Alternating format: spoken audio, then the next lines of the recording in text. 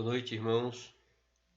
Mais uma quarta-feira e aqui nós nos encontramos para juntos estudarmos a palavra do Senhor, dando sequência aos nossos estudos no livro de Êxodo.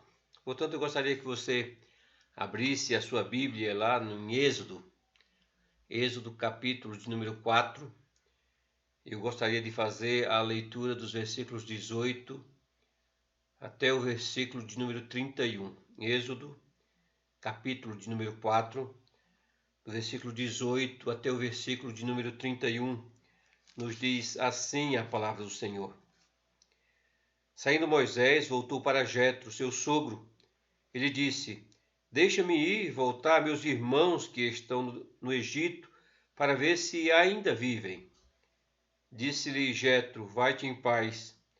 Disse também o Senhor a Moisés em Midian: Vai, torna para o Egito, porque são mortos todos os que procuravam tirar-te a vida. Tomou, pois, Moisés a sua mulher e os seus filhos, fê-los montar no jumento e voltou para a terra do Egito. Moisés levava na mão o bordão de Deus. Disse o Senhor a Moisés: Quando voltares ao Egito, vê que faças diante de Faraó todos os milagres que te hei posto na mão, mas eu lhe endurecerei o coração, para que não deixe ir o povo. Dirás a Faraó: Assim diz o Senhor: Israel é o meu filho amado, meu primogênito. Digo-te, pois, deixa ir meu filho, para que me sirva, mas se recusares deixá-lo ir, eis que eu matarei teu filho, teu primogênito. Estando Moisés no caminho, numa estalagem, encontrou o Senhor e o quis matar. Então Zípora tomou uma pedra aguda, cortou o prepúcio do seu filho, lançou-o aos pés de Moisés e lhe disse: Sem dúvida, tu és para mim esposo sanguinário. Assim o Senhor o deixou. Ela disse: Esposo sanguinário, por causa da circuncisão. Disse também o Senhor a Arão: Vai ao deserto para te encontrares com Moisés. Ele foi e, encontrando-o no monte de Deus, o beijou. Relatou Moisés a Arão todas as palavras do Senhor, com as quais o enviara, e todos os sinais que lhe mandara. Então se foram Moisés e Arão, e ajuntaram todos os anciãos dos filhos de Israel. Arão falou todas as palavras que o Senhor tinha dito a Moisés, e este fez os sinais à vista do povo. E o povo creu, e tendo ouvido que o Senhor havia visitado os filhos de Israel, e lhes vira a aflição, inclinaram-se e o adoraram, nos diz o texto. Oremos, irmãos. Pai querido, nós te louvamos, nós te agradecemos, porque temos acesso à Tua Palavra, podemos estudar a Tua Palavra, podemos ser edificados por Tua Palavra. Nós te louvamos por tão grande oportunidade. Fala conosco, Senhor, de maneira que sejamos confortados, sejamos, ó Pai, orientados, exortados por Ti mesmo. Derrama sobre nós a Tua graça, em nome do Senhor Jesus Cristo. Amém.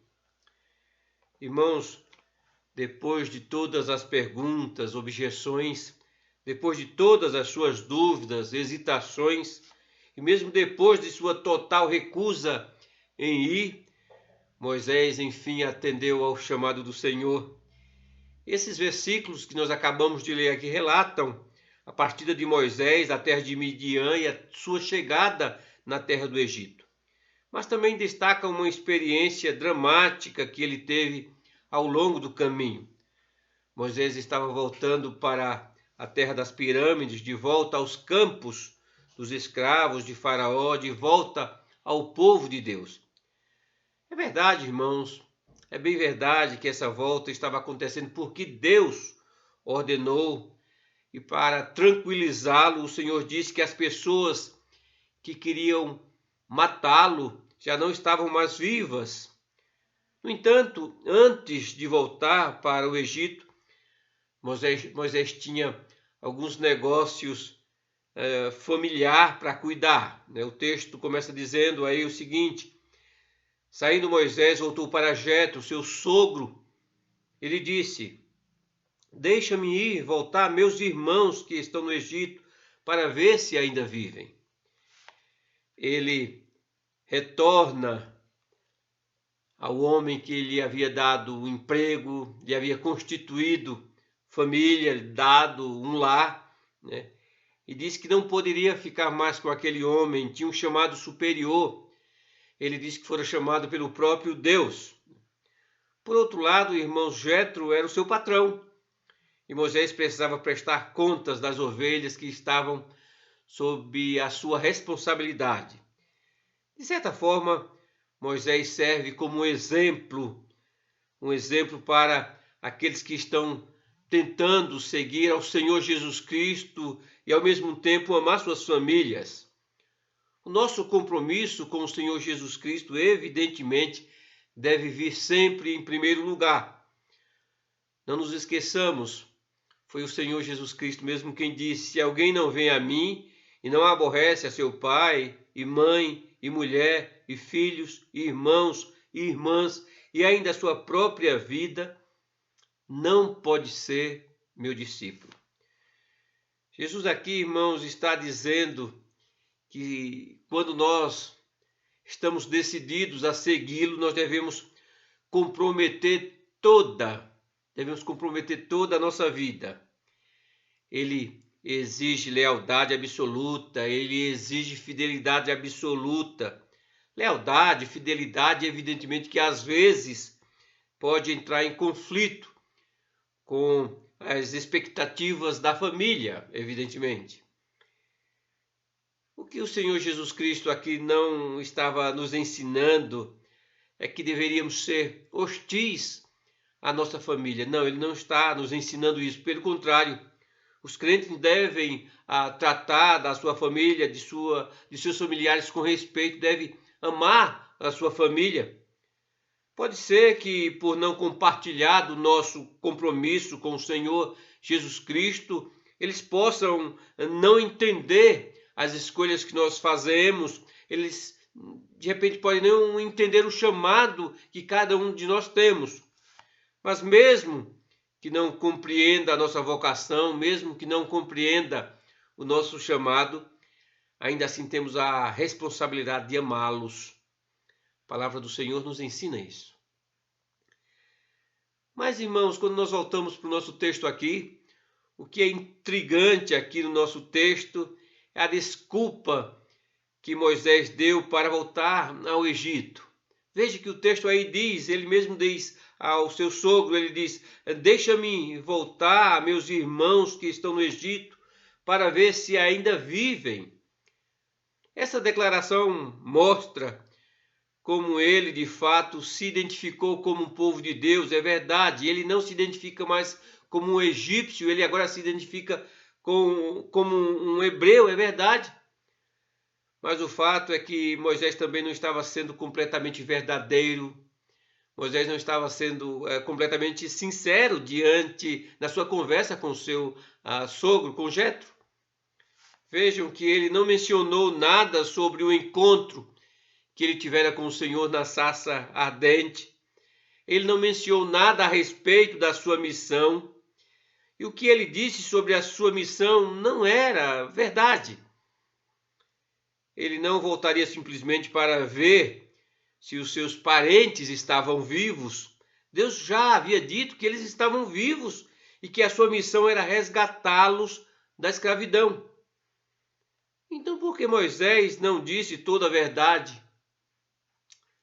Talvez, irmãos, ele tivesse medo de que, se fosse detalhado demais, seu sogro começasse a levantar objeções sobre a sua viagem, a respeito do seu chamado, a respeito da sua missão e certamente uma infinidade de outras coisas.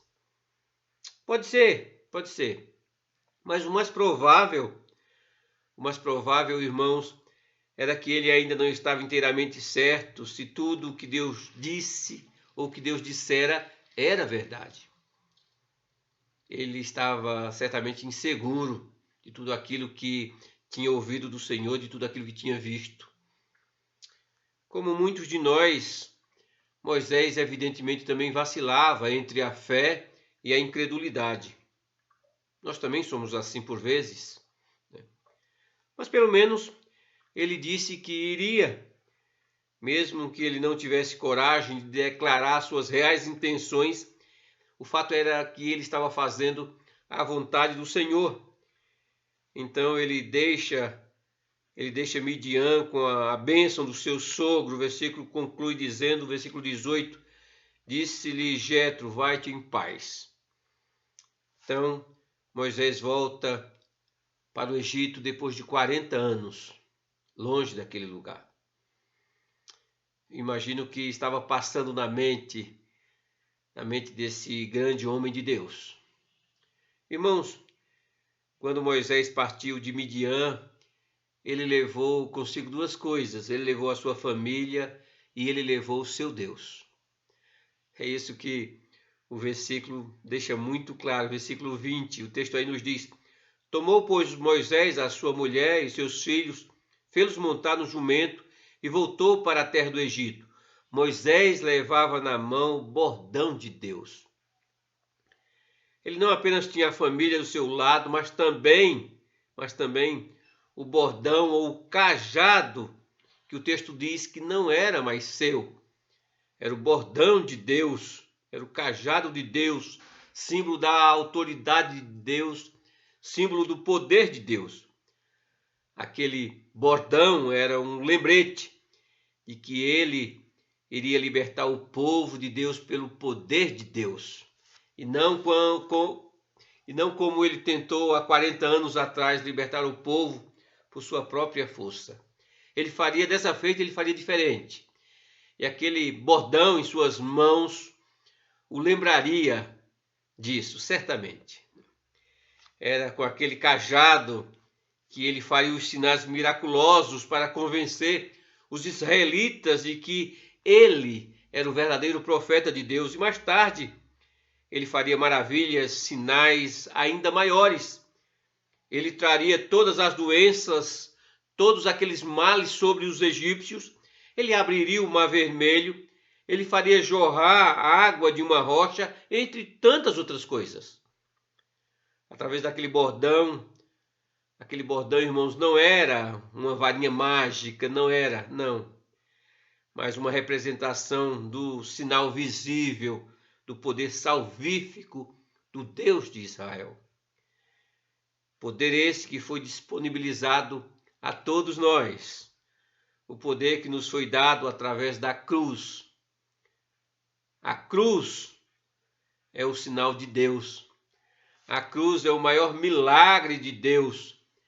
A cruz é a salvação de Deus. É o sinal, a cruz é o sinal de que o Senhor, o Deus que nos amou o suficiente para morrer por nós. É o sinal da misericórdia de Deus. É o sinal de que os nossos pecados são perdoados. Foi através do Senhor Jesus Cristo que Deus realizou o êxodo, o maior êxodo de todos os tempos, levando-nos da escravidão ao pecado à comunhão com Ele. Isso é maravilhoso, irmãos, quando nós vemos o Senhor traçando essa salvação desde os tempos antigos. Evidentemente, Moisés não tinha a mensagem da cruz tal como nós temos hoje, mas ele tinha o bordão de Deus, o bastão de Deus, e deveria levá-lo quando se apresentasse a Faraó. O texto nos diz, versículo 21, quando voltares ao Egito, vê que faças diante de Faraó todos os milagres que te hei posto na mão, mas eu lhe endurecerei o coração, diz o Senhor, para que não deixes ir o povo. Irmãos, essas maravilhas e esses sinais deveriam ser apresentados para os egípcios, bem como para os israelitas. O Senhor já havia dito isso. É interessante que Moisés deveria fazer esses sinais diante de Faraó e ao mesmo tempo, percebe? Ao mesmo tempo Deus diz que iria endurecer o seu coração. Ao invés daqueles sinais fazer de Faraó um crente, esses sinais endureceriam a sua incredulidade, não deixaria o povo ir embora. Deus já havia dito, evidentemente, lá no capítulo 3, versículo 19, ele já havia dito o seguinte: o rei do Egito não vos deixará ir se não for obrigado por mão forte. Mas temos aqui, irmãos, uma informação adicional. Seria o próprio Deus que endureceria o coração de Faraó. De algum modo misterioso, a dureza do coração de Faraó era parte do plano, fazia parte do plano de Deus. Aliás, o endurecimento do coração de Faraó é um tema importante no livro de Êxodo. E tem muito a nos ensinar sobre a soberania, sobre a vontade de Deus, sobre o grande poder do nosso Deus. Eu digo isso porque por mais de 20 vezes há esse registro aqui no livro de Êxodo. Em algumas ocasiões, o texto diz que Faraó endureceu seu próprio coração. Em outras ocasiões, diz que o coração de Faraó foi endurecido, sem especificar exatamente quem fez esse endurecimento. Mas há também outros casos, outros tantos casos, onde Deus se identifica como o autor do endurecimento do seu coração. De maneira, irmãos, que tomados em conjunto, todas essas declarações aqui mostram que Faraó, mesmo endurecendo seu coração, Deus também fazia isso.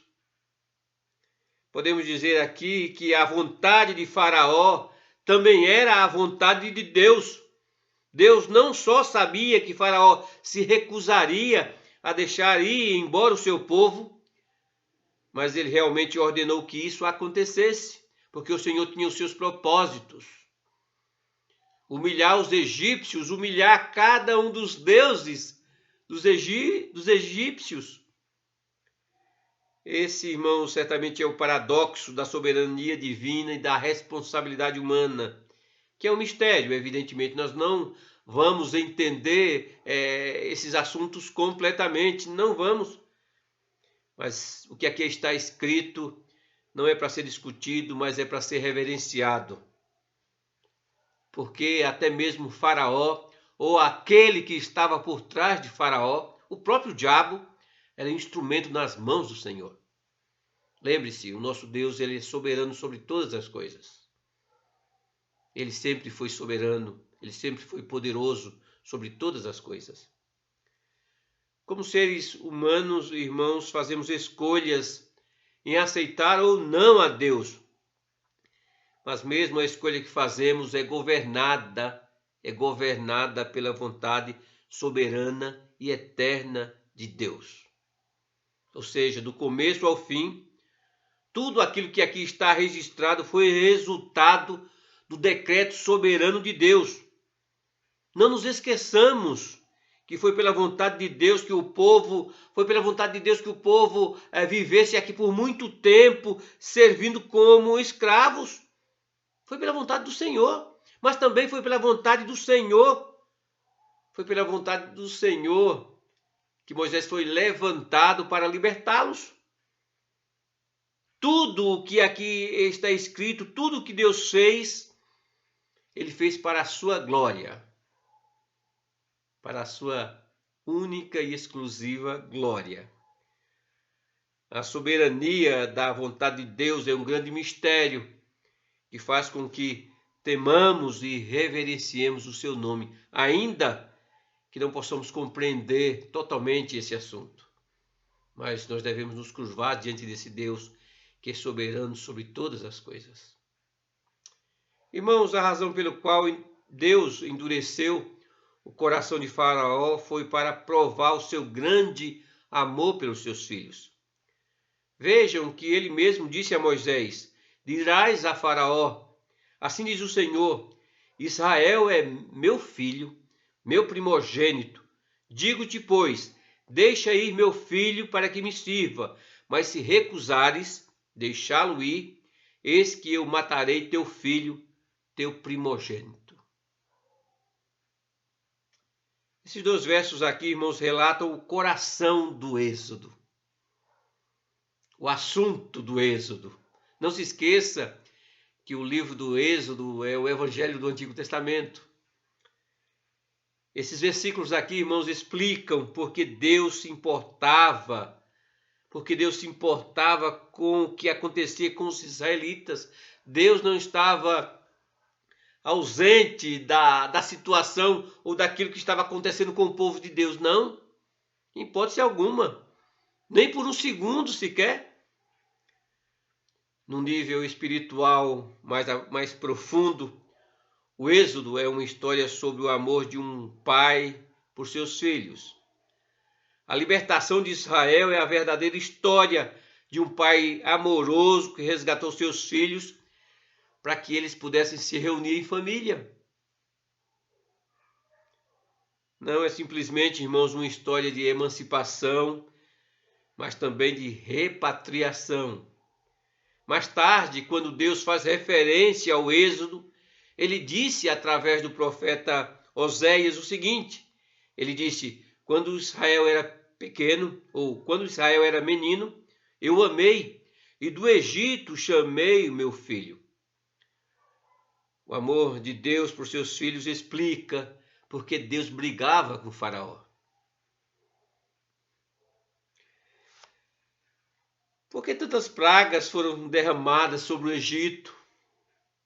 Por que tantas calamidades eram necessárias, dentre outras coisas, para que Faraó fosse persuadido a desistir de vez por sua reivindicação sobre os filhos de Deus?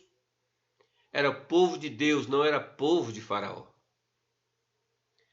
A filiação tem suas origens, irmãos, no Antigo Testamento, desde o Antigo Testamento, onde Deus revela-se como um pai que deseja que o seu filho seja liberto para a sua glória, seja liberto para adorá-lo. Foi isso que aconteceu comigo, foi isso que aconteceu com você. Foi precisamente por isso que nós estamos aqui. Nós conhecemos a Deus, temos acesso à sua palavra, porque nós somos resgatados para a glória desse Deus maravilhoso. O Êxodo, irmãos, nos ensina que tipo de pai é Deus. Mas também, uma segunda verdade, o Êxodo nos ensina, irmãos, em segundo lugar, que servi-lo com inteireza de coração é uma de suas exigências. É uma questão de vida ou morte. É interessante, irmãos, para não dizer estranho, o que vem aqui na sequência do nosso texto, do texto que nós lemos. No texto que nós lemos aí, o versículo 24, começa dizendo o seguinte: estando Moisés no caminho, numa estalagem, encontrou o Senhor e o quis matar. O que aconteceu foi que enquanto Moisés estava voltando para o Egito, parou num determinado lugar para ali passar a noite e Deus procurava matá-lo. Parece-nos que quando Moisés se mostrou mais seguro, obediente a Deus, obediente àquilo que Deus havia ordenado, de repente, Deus se tornou seu adversário, Deus se tornou seu inimigo. O que está acontecendo aqui? Precisamos entender. O que o texto está nos ensinando aqui, o que o texto está nos remetendo aqui. A Bíblia, irmãos, não nos diz como Deus queria matá-lo. No entanto, a verdadeira questão não é como Deus pretendia fazer isso, mas por quê? Porque Deus estava tentando matá-lo? Por que Deus não fez isso antes, quando ele estava lá atrás, relutando em voltar para o Egito? Interessante. Que razão poderia ter Deus para matar Moisés, de quem dependeria todo o seu plano de salvação, a salvação dos israelitas? O Senhor mesmo já havia dito isso. Moisés seria aquele que reuniria os anciãos, realizaria os milagres e exigiria a libertação do seu povo. Portanto, nós podemos supor que matar Moisés era pôr em perigo todo o Êxodo. E aquilo que o Senhor havia falado anteriormente. Sabemos, irmãos, que dependendo da situação, Deus pode ter inúmeras boas razões para tirar a vida de alguém. Mas nesse caso em particular, parece que o Senhor estava extremamente zangado com Moisés. Irmãos, o fato é que Moisés estava sob a ira de Deus. E isso acontecia porque ele não havia circuncidado seu filho. O texto bíblico, evidentemente, não nos diz isso com todas as letras, mas há uma inferência razoável baseada no que fez a sua esposa. O texto diz aí, então Zípora tomou uma pedra aguda, cortou o prepúcio do seu filho, lançou aos pés de Moisés e lhe disse, sem dúvida, tu és para mim esposo sanguinário. Assim o Senhor o deixou. Assim o Senhor desistiu de matá-lo.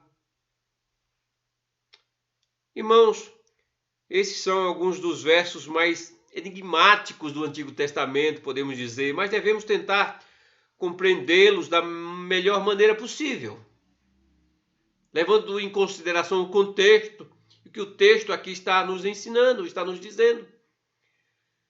Parece que Moisés aqui não estava em condições de agir. E por que nós inferimos isso? Porque possivelmente ele estava muito doente, estava perto da morte. Deus estava fazendo aquilo. Deus havia dito que queria matá-lo e certamente ele estava numa condição complicada aqui. Então Zípora faz aquilo que ele deveria fazer. Não era a mulher que circuncidava o filho, era o homem. Por que Abraão não faz? Por que a mulher faz? Provavelmente, parece que o texto está indicando isso, que a situação em que ele se encontrava aqui não era. Ele não tinha condição de fazer isso. Zípora então faz aquilo que ele deveria fazer e diz, tu és para mim esposo sanguinário. O significado preciso, irmãos, desse termo é incerto, mas não parece aqui, como nos dá a entender, como nos dá a impressão, que Zípora estivesse zangada com Moisés, não. Pelo contrário, em vez disso, esse comentário tinha algo a ver com o ritual da circuncisão, porque veja que o versículo 26 esclarece essa questão. O versículo 26 nos diz, ela disse, esposo sanguinário, por causa da circuncisão. A verdade, irmãos, é que a circuncisão do seu filho salvou a vida de Moisés. Nos parece, irmãos, que Deus ali atacou Moisés precisamente porque ele não havia circuncidado seu filho. Isso levanta uma questão básica. O que há de tão importante na circuncisão? O que existia de tão importante na circuncisão? A circuncisão era importante, precisamos entender. Literalmente, irmãos, a circuncisão era uma questão de vida ou de morte. Por quê? Por um lado, irmãos, a circuncisão era a marca distinta do povo de Deus, era um sinal de que aquela pessoa, determinada pessoa, pertencia à comunidade da aliança. E Zípora parece ter compreendido muito bem isso. Assim, irmãos, se Moisés pretendesse servir a Deus, se Moisés pretendesse servir ao Deus de Abraão, ele tinha a obrigação de circuncidar seus filhos, de consagrar seus filhos, de fazer com que também os seus filhos o acompanhassem. Percebe a importância? Esse acontecimento mais tarde, irmãos, seria uma parte importante, evidentemente, da preparação, porque quando os filhos de Israel celebrassem a sua primeira Páscoa, todo aquele do sexo masculino seria obrigado a circuncidar-se. E Moisés tinha que dar o exemplo. Como poderia ele, sendo um profeta de Deus no meio do povo de Israel, como sendo ele um profeta de Deus, Ele iria negligenciar sua responsabilidade espiritual sobre a sua própria família ao excluí-los da salvação de Deus? Percebe, irmãos, a importância da circuncisão no Antigo Testamento e do batismo no Novo Testamento? A verdade é que isso quase custou a vida de Moisés. Essa experiência vivida por Moisés, irmãos, nos ensina pelo menos duas lições significativas a respeito da salvação em Cristo Jesus. Uma, a importância espiritual de receber o sinal da aliança, que para o crente do Novo Testamento, para mim e para você, é o batismo. Como muito bem Paulo escreveu à igreja de Colossos, Paulo disse: nele também fostes circuncidados, não por intermédio de mãos, mas no despojamento do corpo da carne, que é a circuncisão de Cristo, tendo sido sepultados juntamente com ele no batismo. O exemplo de Moisés nos ensina a considerar o batismo com a maior seriedade. Embora, irmãos, o batismo não salve ninguém, nós sabemos disso. Contudo, os crentes e seus filhos devem ser batizados. A circuncisão do filho de Moisés também mostra, irmãos, que sem derramamento de sangue não há remissão de pecados. Deus usou aquele encontro no caminho de volta ao Egito para ensinar ao seu servo, para ensinar a Moisés as experiências básicas da salvação. Evidentemente que Deus não pretendia matar Moisés. Deus não pretendia fazer isso.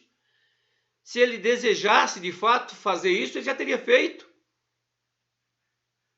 Toda essa experiência era uma prova, era tão somente uma prova como a que Abraão suportou quando lhe foi dito para que ele sacrificasse o seu filho. Ou ainda quando Jacó lutava contra o anjo no val de Jaboque. O Senhor ali não tinha como propósito matar Jacó, o Senhor tinha como propósito ali fazer bem a Jacó. Ou seja, irmãos, em vez de tratar Moisés com intenção assassina, Deus estava dando ao seu servo, ao seu profeta, a experiência da salvação em primeira mão. Primeiro Deus mostrou a Moisés o salário do pecado, a ira mortal de Deus lhe foi revelada e depois essa ira foi desviada ou propiciada pelo sangue da circuncisão. Moisés foi salvo da ira de Deus pelo sangue, pelo derramamento de sangue de um substituto. Irmãos, por mais estranha que essa experiência possa parecer, ela revela o único e verdadeiro caminho da salvação. Alguém teve que se sacrificar por mim, por você. Se fez maldito por mim, por você. Irmãos, todos nós estávamos, evidentemente, sobre a ira de Deus.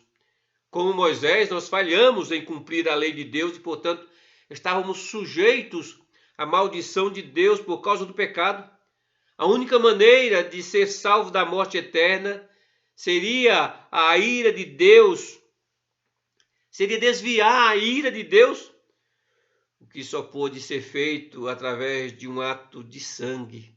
Nós conhecemos a história quando nós cantamos "Da cruz nos libertou". Isso foi exatamente o que o Senhor Jesus Cristo fez.